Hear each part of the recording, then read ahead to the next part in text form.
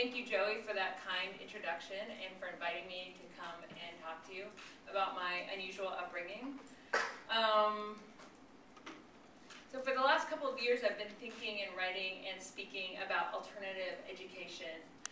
And I've also been involved in a handful of experiments. One is the Purple Thistle Center in Vancouver, which is a sort of alternative to college. And some of my associates are having a free university right now in New York City. And the more I engage with people, with students, with teachers, professors, journalists, activists, the more I realize how complicated and fascinating the issue of education is. After all of us have experienced school or have something to say about education, and as Joey said in his introduction, if you follow the news, you'll hear that education, our schools are in crisis, that we're, and everyone has a different perspective on the root causes and a different perspective on the solutions. So I'm going to present you with my admittedly idiosyncratic take on things based on my personal experience. And I think the complexities can be distilled into one deceptively simple question, and that question is, what is school for? And so I just wanted to throw that out to you guys for a minute and get some responses. What is school for? Yeah. Signaling. Show that you can work hard for someone who's going to hire something that has little relation to what you actually learn. Yeah. Socialization. Socialization. Kids how to interact with other people.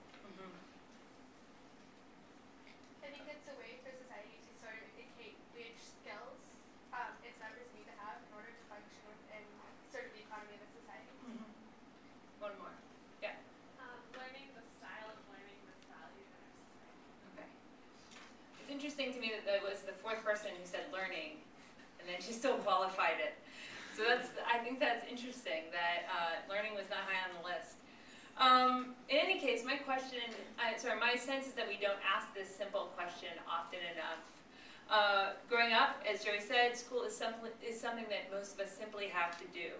From a young age, even toddlerhood, we are sent to school. It's somewhere we're told we have to go in order to learn. Especially when you're younger, that's what your parents tell you. It's where you have to go in order to learn. And then eventually you get a bit older and you start to hear that it's where you have to go so you can get a good job when you grow up. I was part of the very tiny minority of kids who did not have this experience. School was always optional for me. It was a place I could choose to go or not. It was always up to me. For most people, schools are so central to their lives, they are almost like part of the natural environment, something that's just there and non-negotiable, a fact of life, like breathing or having to eat. But in contrast, I was raised in such a way that schools were not natural, but in fact utterly strange. How weird to send hundreds or even thousands of people to one big building, divide them up by age, and keep them sitting at desks from morning to night. So I, for one, do not really want to sit in a room full of 32-year-olds. I just think that would be completely arbitrary and strange. And I don't see why an 8-year-old or a 15-year-old would like that any better. How crazy that there were cops at every door roaming the halls, or that I was not trusted to decide when I needed to eat or go to the bathroom. How bizarre to quantify learning by filling in those little bubbly dots for a computer to grade according to the principle that there were only right or wrong answers. And how odd to cloister learning away from the rest of everyday life. So it's my belief that schools are a bit curious, and I think, when you stop to think about it, they truly are. And yet I've never rejected schools entirely. I admit there's much to appreciate about them as well. I've had some amazing teachers, professors, and in my work I depend utterly on the research and writing that comes out of academic institutions. In a way, there are other ways I'm dependent on them too. I'm dependent on their academic libraries. And I also love the fact that there are these institutions where people can be employed pursuing their eccentric passions and developing very specific areas of expertise and then sharing that knowledge. So as a consequence, I've dipped in and out of educational institutions. As I'll explain, I went to public school for a little while and then college briefly, and I collaborate with scholars and students all the time. So I'm not anti-school, but the truth is I feel more inspired and more engaged and more interested in ideas in the world around me when I stay as far away from them as possible. So before I continue, I want to look back and more thoroughly explain to you all what it means when I say that school was always optional when I was growing up. So to understand how I was raised, you have to understand my parents and the political atmosphere that they grew up in. Back in the early 70s, in 1973 to be exact, when my mother was 13 years old, she enrolled at the Carcross Community School, which was an alternative boarding school way up north in the Yukon Territory. And so, despite its location, its near total isolation, the community was part of this radical education movement that was sweeping North America, and it was one of the hundreds of free schools that were being established across the country. Carcross emphasized unmediated experience above instruction and authority. It was run by a democracy, by a consensus-based democracy that put teachers and students on equal footing, and some of them were even dating. And the school's goal was to inspire students to participate in the running of their own lives. So there were just endless meetings about every facet of life there. You know, if something had to be built, or something had to be bought, or something was to be studied, people had to meet and come to a unanimous agreement about it. The math teacher was said to have settled the distasteful issue of grades by throwing a dart at a dartboard. And the school had its limitations, it had its hypocrisies, and yet the tales of her time at the school, my mother always remembered them with great fondness. She would tell stories about hunting caribou, or even stories about these endless meetings or her friends that she met. So it left a tremendous mark on my mother. And she got a glimpse while she was there as a young teenager of the theories and practice of radical pedagogy. And those were theories that were incredibly popular at the time. It's almost hard to convey how widespread these ideas were compared to now. In the late 60s and early 70s, books like A.S. Neill's Summerhill, A Radical Approach to Child Rearing, which was this account of a legendary anti-authoritarian boarding school in England that's still open to this day, Paul Goodman's Compulsory Miseducation, Jonathan Kozol's Death at an Early Age in Free Schools, and Ivan Illich's famous Deschooling Society were literally selling hundreds of thousands or millions of copies. I just can't imagine a book like these books selling that many copies today. So by the time I was growing up, this tradition was basically forgotten, and it still is. And then there was my father, who had a very different upbringing than my mother. He had been subjected to a very strict elementary schooling in Bermuda, and so by the time they moved to Canada, he was 14 and he enrolled in the university. And he was sort of a math whiz. After I was born, we moved to the United States, first to Tucson, Arizona, so my dad could work on his PhD in pharmacology. And at some point, I was enrolled in a class, I think it was a first grade class, where the math class was split between first and second grade. And so the teacher suggested it one day that I get moved just for math to the upper level and that I study with these other kids. But the principal said no. The principal said that she couldn't do that because then teachers would have to accommodate me for the rest of my academic career, and that was just too much to ask of teachers. They couldn't be asked to accommodate somebody. And all I remember is that after that meeting, I never had to go to school again. And I still recall my surprise and this kind of sense of good fortune, like I didn't have to go anymore. And it wasn't that I hated school, but I didn't really like it either. So I just went along. But I don't remember what happened next. My mother told me that basically she tried to do school at home. She basically got out the textbooks and said, I'm your teacher, sat me down at a desk and said, we're going to have school. It's the morning time. And I just refused. I did not want my mom to be my teacher, and I would not listen to her, and I would not let her teach me. And I think I must have interpreted the fact she abandoned this plan as me having won the battle of wills. But actually what happened is that she met a group of families who hung out in a park, and they introduced her to the work of John Holt, who coined the term unschooling. He wrote some classic books, How Children Learn, How Children Fail, and he founded this magazine called Growing Without Schooling, which before the internet was basically the lifeline for unschoolers across the country. So these families in the park pass on a framework and vocabulary for an educational philosophy that my parents held intuitively. Neither my mom nor my dad had been subjected to the conventional linear climb from kindergarten through college. My mom's countercultural upbringing and my father's nerdy precocity colluded to keep all of us at home. So unlike the vast majority of our peers, My siblings and I slept late and never knew what day of the week it was. We were never tested, graded, or told to memorize dates or facts or figures, and we called ourselves unschoolers. In 1988, my dad was offered a job at the University of Georgia, so the family piled into their VW van, because of course that's what we drove, and we set off for the American South, which was a land completely bereft of unschoolers. Though our better-known counterparts, the Christian fundamentalist homeschoolers, could be found in abundance. And yet we were desperate to meet people. So we went to a homeschool playgroup, and the parents lined up the kids for a religious version of Red Rover. And I have this very vivid memory of a kid running at me like he was being crucified and holding hands with these kids I didn't know and saying, send Jesus right over, and him flailing at us. And so we never went back to this playgroup, and they definitely did not miss us because unlike our religious counterparts, we had a completely different motivation. These parents, these families, were trying to isolate themselves from the corrupting influence of the broader world. And the phrase, the mantra we had at our house was, the world is our classroom. So the idea, or in theory at least, nothing was off limits.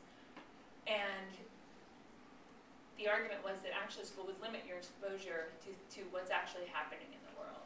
You know, that we as children were also citizens and we should participate in what was going on in society. And of course we differed from these homeschoolers in the essential ways already named. We weren't replicating school at home, like many of them were. There were no textbooks, no class times, no deadlines, no tests, no curriculum.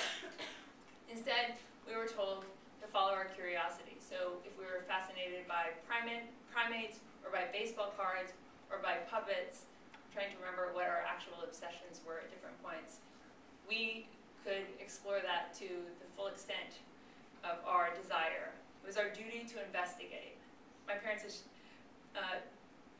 took a sort of non-coercive approach to child rearing. In fact, that's a word, that's sort of the word I think that my mother would use to sum up her parenting philosophy.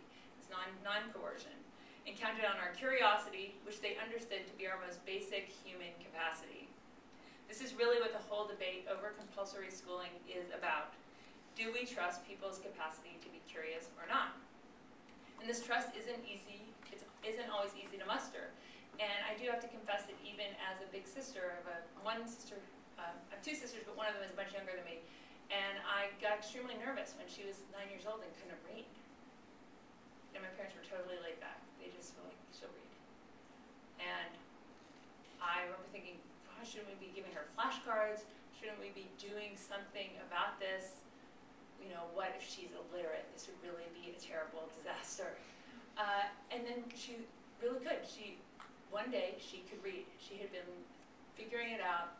She actually developed a very strange obsession, and nobody wanted to read about it. Nobody wanted to tell her stories about it. Nobody wanted to engage with her about it. It was an obsession with vintage Barbies.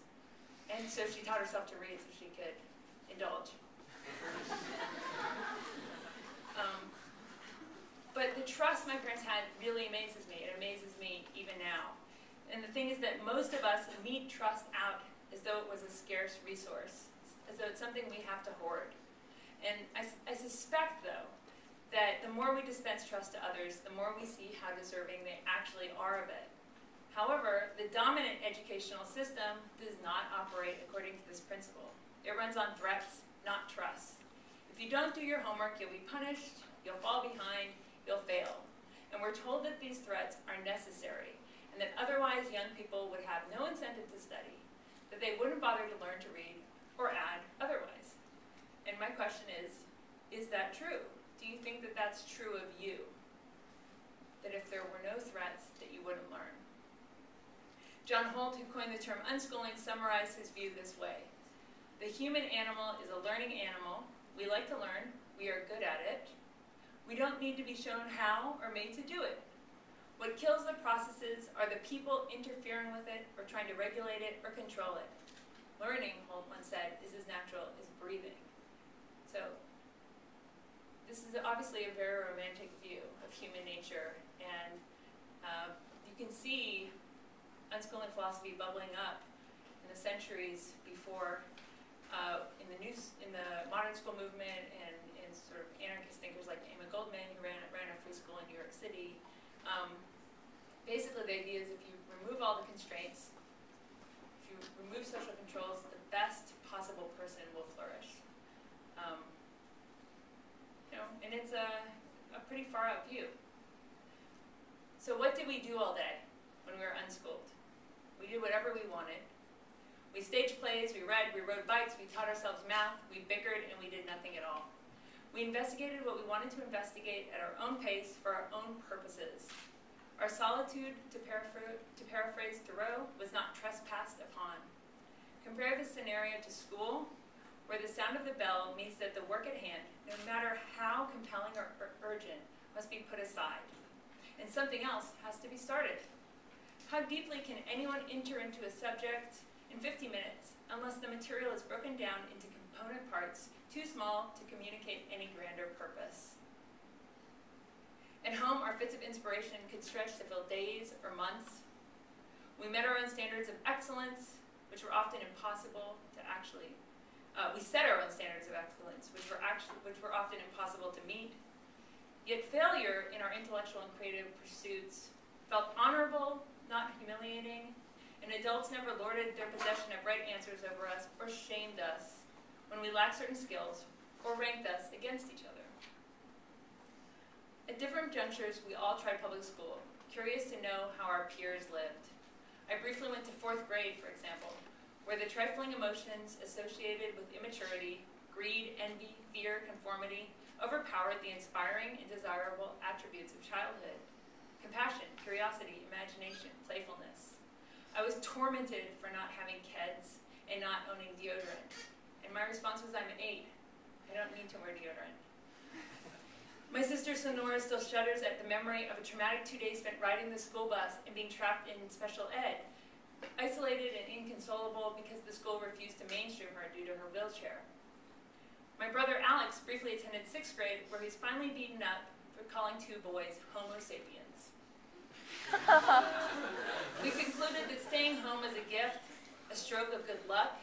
We were spared heckling. I was bucktooth and bookish. My sister was disabled, and my brother looked like a girl. And we were spared meaningless consumer pressure. I didn't really want kids. I just wished that I had them so people wouldn't tease me. And untold hours make that years of boredom. Boredom was the big one. It's boredom we were released from. Everyone knows that school is about the management of boredom, the administration of mental fatigue. The system inculcates boredom as an attitude, a habit, a way of being in the world, as all students are really entitled to feel. And it's an ethos that lingers on into adult life. I'm always stunned when people say, weren't you bored at home? Because I wonder, do people remember what it was like to be in school? Think of the pencil chewing, the mindless doodling, the desperate passing of notes, the desire to disappear, the obligatory raising of hands, and the trying to look busy when you're actually about to doze off, the wishing that you could just escape beyond the window. Unschooling was quite different. For us, boredom was something to be passed through, a pit stop on the road to being engaged. When you're bored, you're boring, my mom would always say. Related to this, school also acclimates children to clerical, technical piecework so that as adults, they can work jobs that they will describe as uneventful, mind-numbing, soul-destroying, or boring. Something that must simply be done and stoically endured. To put it another way, the management of boredom is one of the primary skills that schools impart.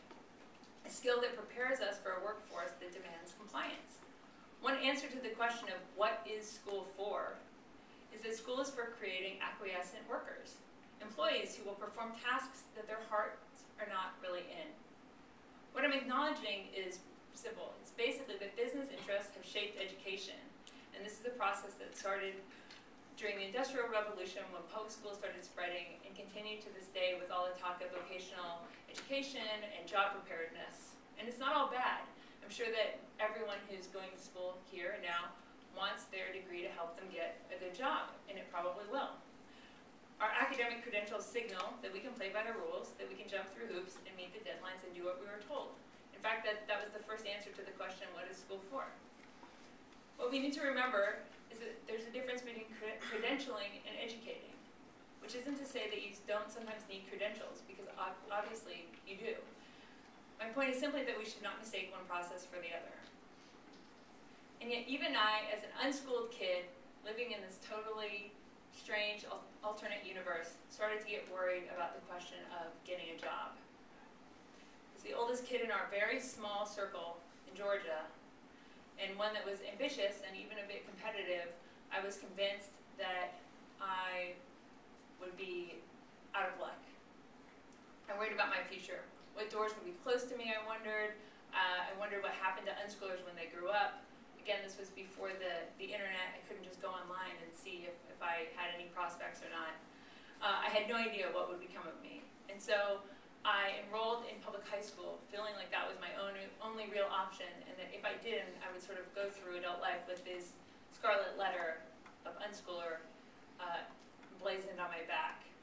So I hedged my bets, and I told my parents to sign me up for school, and I went. So at age 13, I enrolled in 9th grade, and I was impressed by how swiftly I came to identify with my public school peers. I felt just as sort of disaffected as I thought they must feel. I remember just sitting on the steps and feeling kind of melancholic out there. I had to remind myself that actually I was choosing to be there, and that I could go home at any minute and walk past the cops and be welcomed with open arms, and my parents would say, "Yeah, school's a prison. It totally sucks. Like, stay home again." My parents actually would have been happy if I did that. And so when I got to school, I actually assumed that most kids would be jealous of me. That they would be envious of my laid-back upbringing and the fact that I had gotten to sleep in all these mornings. But it was exactly the opposite. Most of the people I met were absolutely horrified by the idea of unschooling. They were aghast, and they would tell me I wouldn't know what I would do with myself if I was unschooled. I would hate to have my mother as a teacher. But there were a handful of people, of kindred spirits, who basically got it right away. They were the ones who were trying to cultivate in school what I had experienced at home. These were the kids who failed classes not because they were too dumb, but because the classes were too boring. They were the ones who stealthily read books like Catch-22 under their desks during grammar lessons. I, however, was reading less books. Over the course of 3 years that I attended high school, I read fewer books than I did in the month before I enrolled. All told, I read Uncle Tom's Cabin, Things Fall Apart, and a book by Nancy Reagan's Astrologer from an AP political science course. And that was all I read in 3 years. Once I became a student, I began consuming information instrumentally, so I could answer the questions in class, write book reports, pass tests, and so on. I became really obsessed with passing AP tests. It became the extrinsic reward of a good grade, or a gold star, or approval from the teacher, and not the intrinsic reward of learning for its own sake that motivated me. But it was an interesting sociological lesson. I sort of felt like an anthropologist or an alien that had come from another planet, because I had never done the school things that I had seen in movies or on TV, like standing in line, or hanging out in the parking lot while people smoked cigarettes. I had never, held my hand up and spoken. The academic subjects were a breeze. I was years ahead in math and science and English, way behind in Spanish. That's hard to teach yourself, I think. I confess there was a certain pleasure in handing over responsibility, in shifting from the ambiguity of unschooling, where there are no clear metrics for success, to the authoritarian structure of school, where I knew that I was doing well by the system's own strange logic. I got kudos daily, not for my thinking, but for my diligence, and like all good students, I came to see myself reflected in the marks I received. And in high school, I have to admit, my social life improved. I knew more than 2 people, which was amazing, which gets to the socialization purpose of school.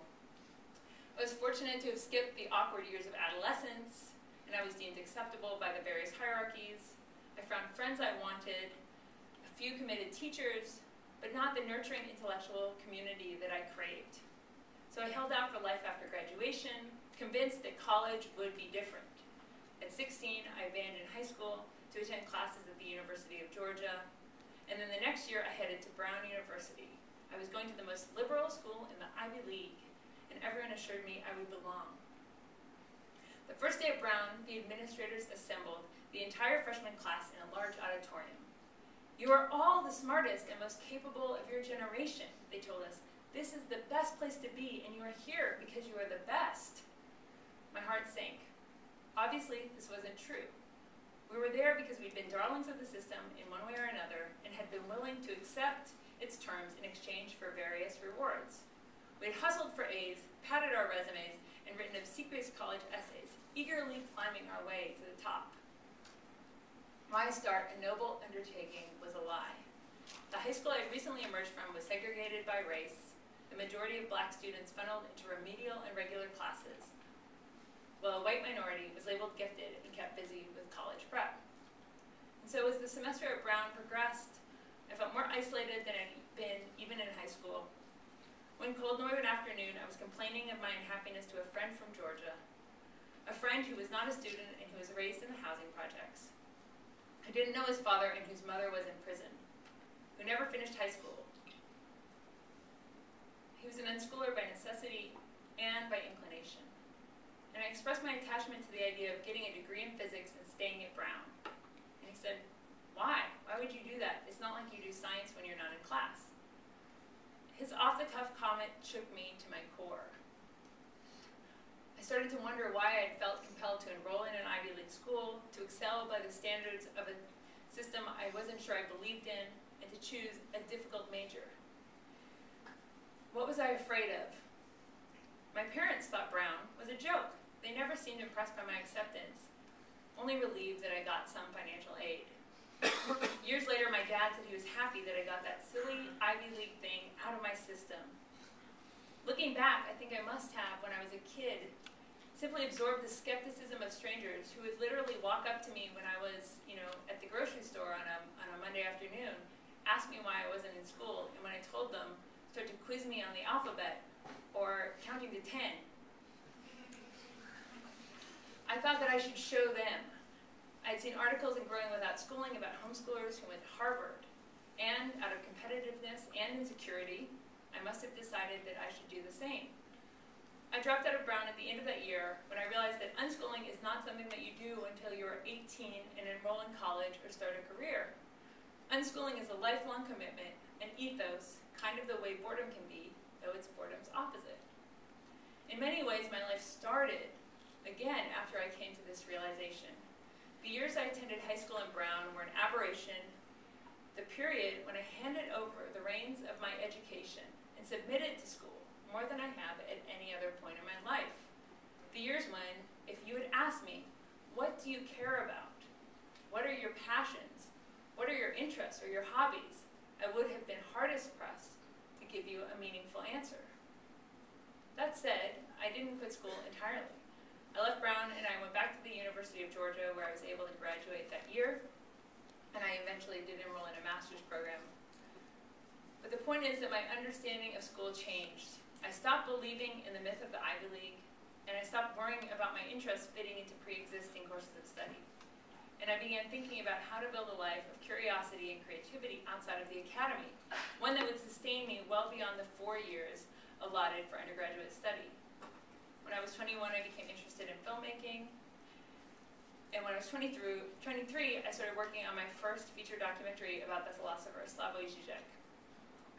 So the fact is that when I was growing up, I experienced unschooling as a compromise, the more appealing of the two extremes available in Georgia, given my family's modest budget: staying at home and teaching myself, or going to public school and having my spirit crushed. What I really wanted, and what I still strive for today, is that intellectual community that I was looking for in high school and college, but never quite found. I would have loved to commune with other young people and find out what a school of freedom might be like. But for some reason, such a possibility was unthinkable, a wild fantasy. Instead, the only option available to me was to submit to a rational authority 6.5 hours a day, 5 days a week, in a series of cinder block holding cells. If nothing else, we should pause to wonder why there's no middle ground. It's this middle ground that I'm after. And so, as you can see, where school is concerned, I'm of two minds. The educational system I'd like to see doesn't exist. Looking back through history, two brilliant thinkers encapsulate my conflict: the philosopher Godwin writing at the end of the 18th century, was one of the earliest critics of compulsory schooling. Before we put so powerful a machine under the direction of so ambiguous an agent, it behooves us to consider well what it is that we do. Government will not fail to employ it to strengthen its hands and perpetuate its institutions, he wrote in his inquiry concerning political justice. Real education, in contrast, was something that Godwin believed to be intensely personal, an act aimed towards wisdom and virtue, truth and justice. In other words, towards free consciousness, that placed the learner and the learner's passion firmly at the center. The boy, like the man, studies because he desires it. He proceeds upon a plan of his own invention, or which, by adopting, he has made his own. Schools, according to this view, were merely sites for the reproduction of official ideology, something Godwin had no patience for. God himself has no right to be a tyrant, and the state less so. Godwin also said, "He that loves reading has everything within his reach." In other words, who needs school when you can go head-to-head with the great minds of history? His wife, the feminist pioneer Mary Wollstonecraft, who most of us know as the mother of Mary Shelley, disagreed. In a vindication of the rights of women, she sought to rebuke Rousseau. She sought to rebuke Rousseau, who insisted that girls should be raised only to please men and care for children. She wanted to extend his arguments regarding the independent exercise of reason to the fairer sex. Private tutelage, Wollstonecraft argued, was not enough. Her famous pamphlet made the radical proposition that boys and girls should be compelled to attend school together. For truth, she said, must be common to all. So over 2 centuries later, William Godwin and Mary Wollstonecraft represent 2 still powerful poles of opinions on the matter of mass education.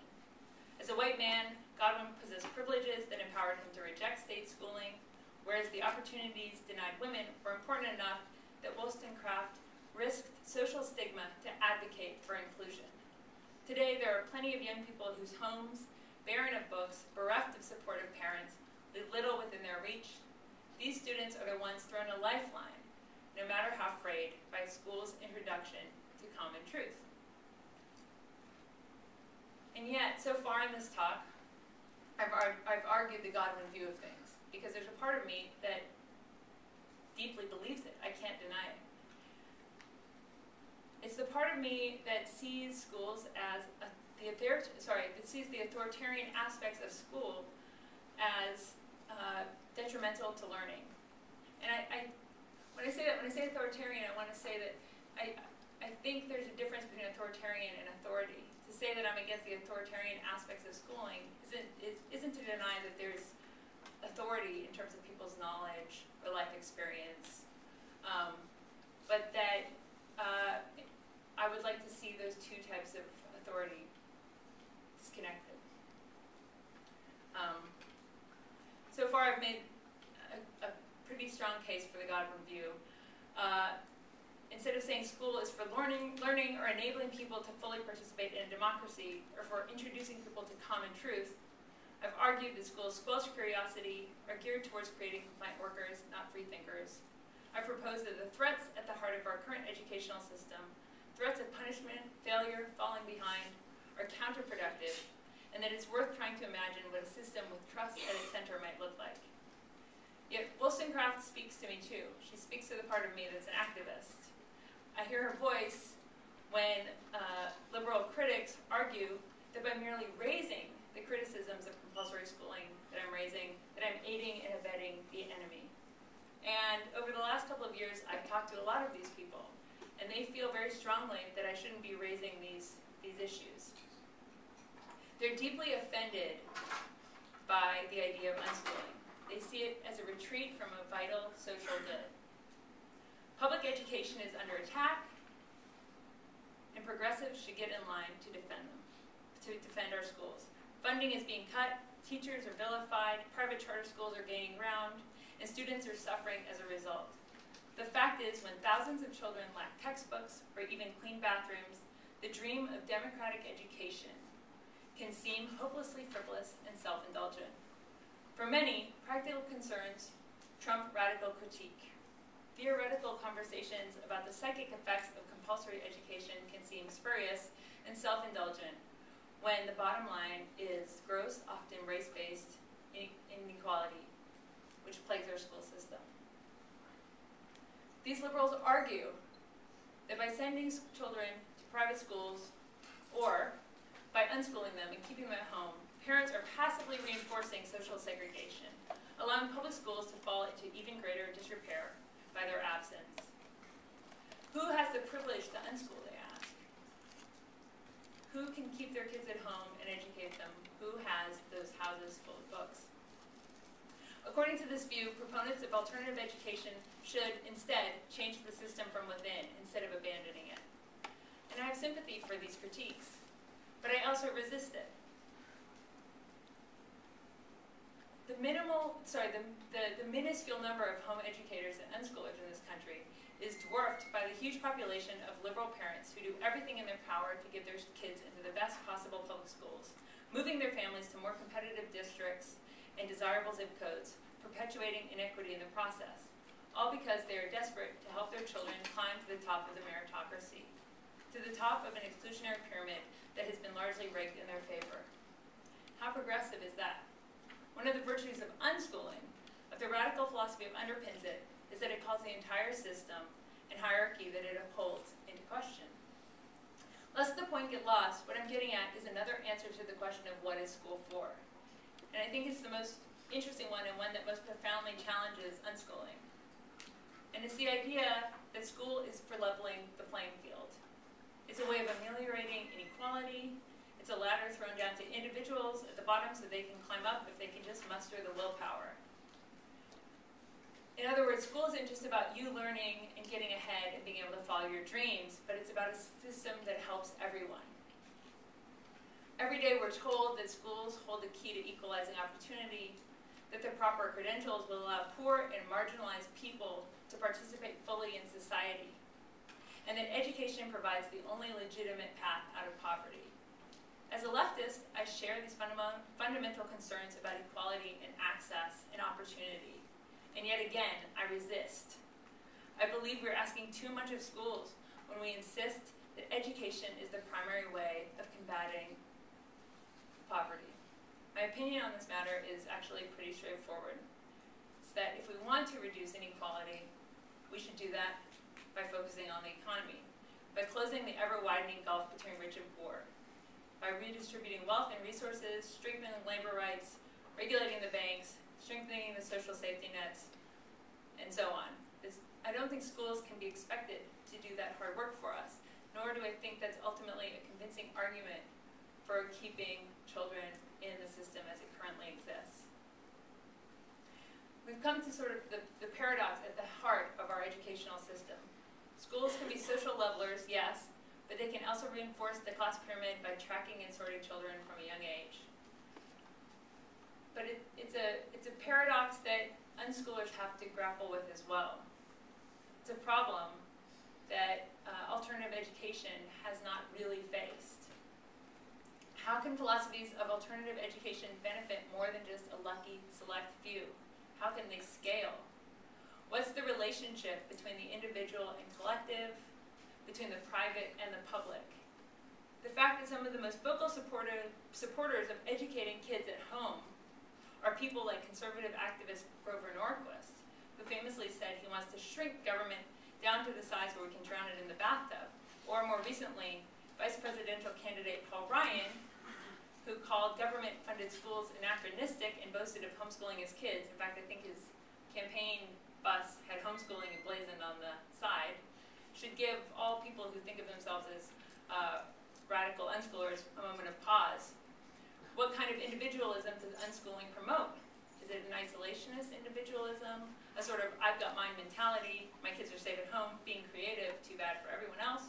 Or is there a way to extend the values and principles of radical pedagogy to the populations who need it most, namely the kids in underperforming schools who are treated like underachievers and criminals before they've even had a chance? And so here's where I break with Godwin more dramatically. The fact is, I'm not anti-government when it comes to education. Not at all. I wholeheartedly support universal and free education. But by free, I mean both free in that it should not cost anything, and in that it should be aimed towards freedom. The foundation of unschooling, the foundation of the philosophy of unschooling is the idea that we, again, are learning animals, and that we should tap into people's intrinsic motivation to explore and understand the world, creating a nurturing environment in which children are free to learn instead of designing a system that depends on forcing them to do it, whether by threat of punishment or the cultivation of competition. Ultimately, I don't think this vision is incommensurate with state involvement or subsidy. This is why, over the last year, I've marched with students at UC Berkeley, NYU, and in Montreal, Quebec, against tuition hikes, budget cuts, and skyrocketing student debt. In the 60s and 70s, public education in this country was virtually free. The CUNY system in New York, in particular, was not only free in the early 70s, but also instituted open admissions, which means that anyone could enroll at any time. What if that experiment had not been abandoned, but expanded?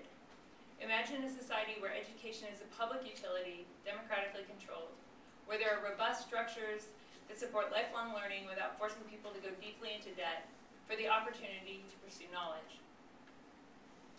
Ultimately, I think unschooling poses a fundamental challenge worth considering, even if it's utopian and uncompromising and even undesirable on a mass scale. Today, conventional wisdom has it that the solution is always more. We need more teachers, more schools, more textbooks, more tests, more excellence, more success. Since the 1960s, the school day and the academic year have both lengthened considerably. You also increasingly need more degrees. You have to get a bachelor or even a master's to get an entry-level job. School costs more than ever before. The average student graduates with between $22,000 and $27,000 worth of debt. As costs continue to rise, young people will have to think twice before dabbling in things like literature or philosophy, since they'll be paying compound interest on their studies for years to come. And I think this is what accounts for the fact that there's been a dramatic rise in the last few years with alternative educational experiments on the sort of college and graduate level. In New York City, where I live, there are now 4 or 5 new organizations, some of which have rented space, that are essentially disaffected graduate students starting their own universities because it costs so much to go to grad school that some people are choosing this other path. And those did not exist a few years ago. So I think there's an interesting sort of renewal of interest in these ideas. It's my belief that what we need is not more school, but different school, free school. Something has to change. What intrigues me about the history of radical pedagogy and the alternative education tradition is that its proponents were and are not afraid to challenge the conventional wisdom, to dream of different ways of doing things. Unschooling, I'll readily admit, is not the answer to all our woes, though it may be the answer to your individual woes. But taking a closer look at the radical margins may help us to ask better questions about what we really want from our educational system and how to go about getting it.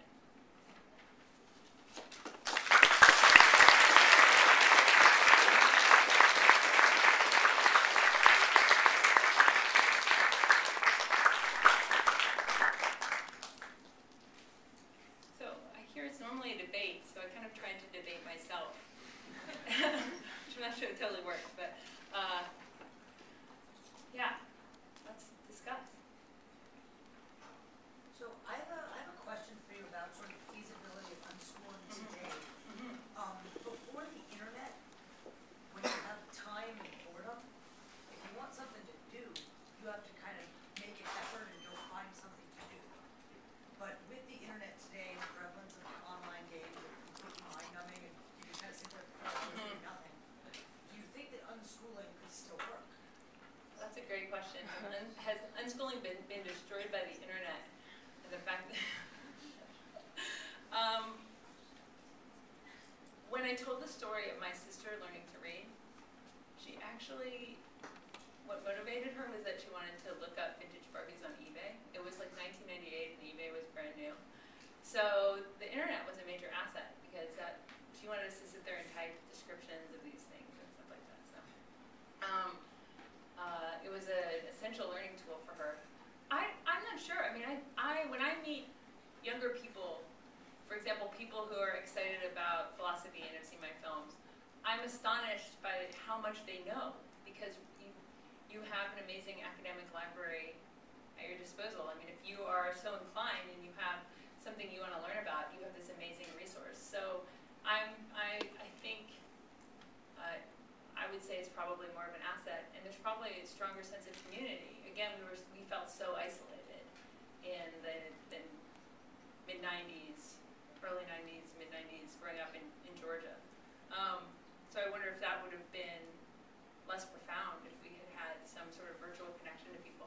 Instead, I just check the mail every day, like, waiting for my pen pals to write me, you know? That said, sometimes I'm actually renting a house now, and I keep joking the landlord that I'm paying extra because there's no cell phone signal. So I think for me, getting away from the internet will help me have more constructive boredom. So I'm not sure. What do you think about the potential of the internet to further unschooling with the open curriculums that have been put online by like MIT and other institutions where you can watch whole courses, on video lectures? Yeah, there is a lot of excitement in certain communities about alternative education and new technology, and there's something to me that's, I'm not as enthusiastic about this idea of online lectures as a substitute for college learning. In a way, I think that eliminates a lot of the productive encounters and unexpected things that happen on campuses that make them really great. I also, I think they're a resource, and I think they're an exciting one. Again, if you're at that space where you want to drill in and focus, where you want to learn about something, then it's a fantastic tool. But I think the face-to-face element is really crucial, which again is why I think people are gathering in these sort of alternatives, book clubs and educational spaces, because it's something about that dialogue and having a few people, who will engage you and know what they're talking about that's powerful. And which is why I think mentors are really crucial. I mean, I didn't get to talk about how finding sort of key mentors. So yeah, I'm not sure that, I'm a little skeptical of and not that you said that, but the people who really think that online education is going to bring mass enlightenment.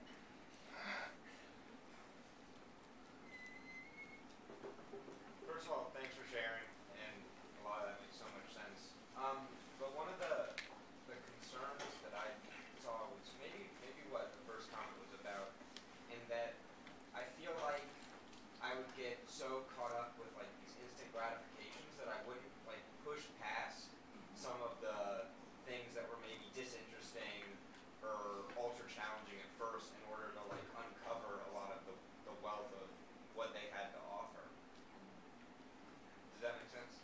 Yeah, that you might have difficulty motivating yourself to stick with something that's really hard. Right. Or you get distracted by other things that are just instant gratification. Do you worry about having that problem when you graduate, though? Because you won't be here forever. No, I guess not. But I think that's what I'm saying is that you learn. It can be very disorienting for people when they graduate from college, which sometimes people perpetuate.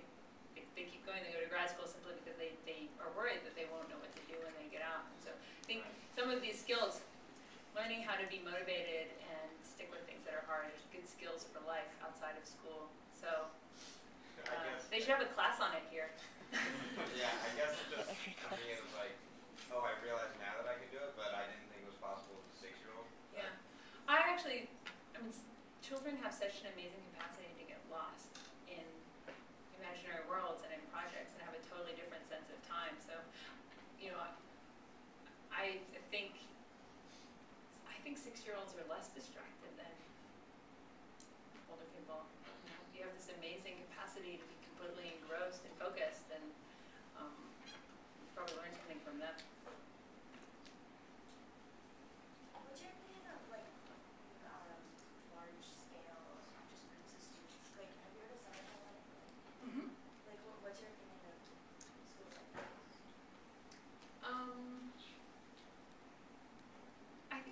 I think that Summer Hill is this. I'm not sure how much it's changed from its original incarnation. had free run of the school. I don't have any direct experience with those kind of things. My experience was really about this kind of solitude and isolation and having to engage as a kid with the adult world because there weren't a lot of kids around. So I would engage almost as like a citizen or an activist even as a kid because there weren't other kids around. So I kind of can't imagine what it would be like to be in this boarding school away from my family where the kids ran wild.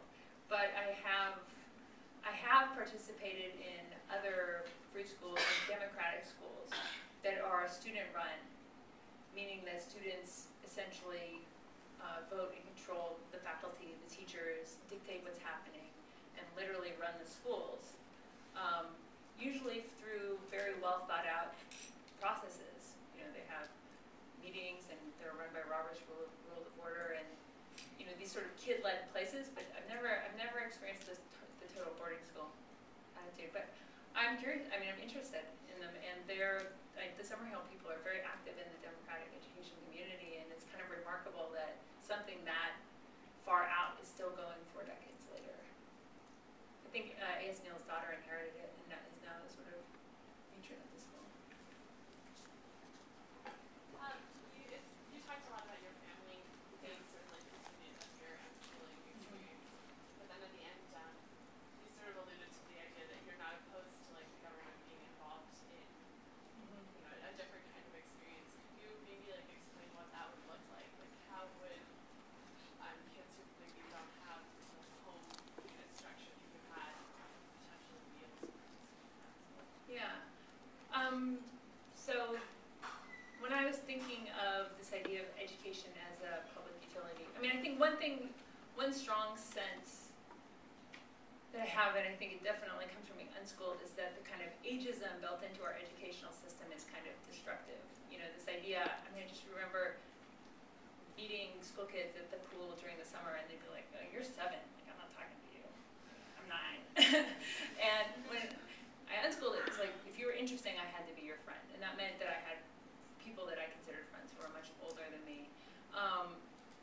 So I think of education as a public utility is this idea of learning spaces where people are, taught to, supported in their research and in their teaching, but that there's sort of multi-generational classrooms that aren't focused on these specific periods of life, like late adolescence, early adulthood, or whatever. And there are some interesting examples of state-supported free schools, not in this country so much, though there are some interesting public schools out there, but there's Windsor House, which is in British Columbia, which is a total democratically run free school that is funded just like any other school, but it's run in a completely different way. So I think, one thing that's incredibly precious to me is the sharing of knowledge. Like, I'm happy that I was spared some of the traditional teacher-student dynamics that I think are destructive, but there's something about certain professors and mentors that I've had that I would like to see that kind of work supported. So that's where the sort of idea of a public utility comes in, or some other arrangement where that kind of work is not just dismissed or written off. So I'm looking at Windsor House as an example. There's a free school called the Albany Free School, which is in Albany, New York, and it's also democratically run. And they function with so little support, and why couldn't that be something that's sort of publicly funded? But this gets us into sketchy territory. Like, am I arguing for charter schools? I don't know. Thanks. What is learning? What? What is learning? What is learning? How would you define learning? Learning is being immersed in a subject or some area of life that you don't have experience with, and having to expand your consciousness as you figure it out. This last year, I've been learning about nothing so much as social movements and organizing. That's something I've learned about abstractly through reading. I've read a lot of history of progressive movements, civil rights, and all this stuff through the ages. But the last year, I've been throwing myself into activism, and I really, I feel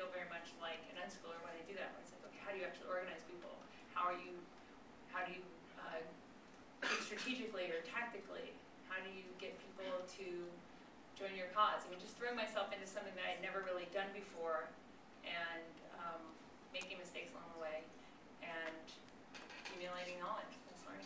Can you build a school around that? Around like well, Your definition of learning. yeah, I think so. Yeah. How would it look like? How would it work for it? I mean, what would my dream school look like? I mean, it would be, it's kind of what I just described to her, actually, which is a place where there are resources, both in the sort of traditional sense of spaces and libraries, but also resources that are individual, that, you know, individuals who are supported to do their scholarly work or to do their thinking and to share their knowledge and to mentor people. And that the students wouldn't be the usual suspects, you know, a room full of 18-year-olds, but people from all walks of life or different phases of their lives who want to push themselves and learn more. So, yeah, I think that you could have a school that is in accordance with sort of principles of trusting the student that I described, and the fact there are these democratic free schools out there. But the problem with the schools that exist, I like them formally. I like the philosophies that guide them. The problem is that they're either extremely expensive because they're private. So like, has anybody heard of Sudbury schools? Sudbury schools, it's a type of school, they're all over the country, and they are these sort of student-led schools where they're very precious and child-centered and non-coercive, but they cost like $30,000 a year. Or there's schools like the Albany Free School, which I described, which is also this child-centered sort of collective unschooling space, and they refuse to turn anyone away. They refuse to turn anyone in need away. But I mean, the teachers literally live like monks. They make like $7,000 a year, and it's just on a shoestring. So I'd like to see these kind of experiments scale up and extend beyond childhood. Yeah. Do you think that there are any kinds of compulsory knowledge? For example, like say that don't kill or don't steal. Like, and if you are unschooled in say not the best home environment, how would you acquire the things that you know help you live with other people? Like, do you think there are any certain kinds of knowledge that everybody ought to know, even if they're not interested in it? Yeah, I mean, I think this is why I quoted the Mary Wollstonecraft, who says the truth is common to all. I mean, I think that there are things that everybody needs to know. Everybody needs to learn to read. Everybody needs to learn to think critically. My point is actually that getting those skills, learning those things, may not take as much time and disciplinary effort as we give them in the current system, right? I'm not saying that those aren't things that people need to learn, and that I'm not saying instruction isn't helpful, but I'm saying this idea of spending 8 hours a day at these desks being, you know, told to stand up in line and go here and go there, when actually if you just let a kid play all day, they might, you know, if they're in a very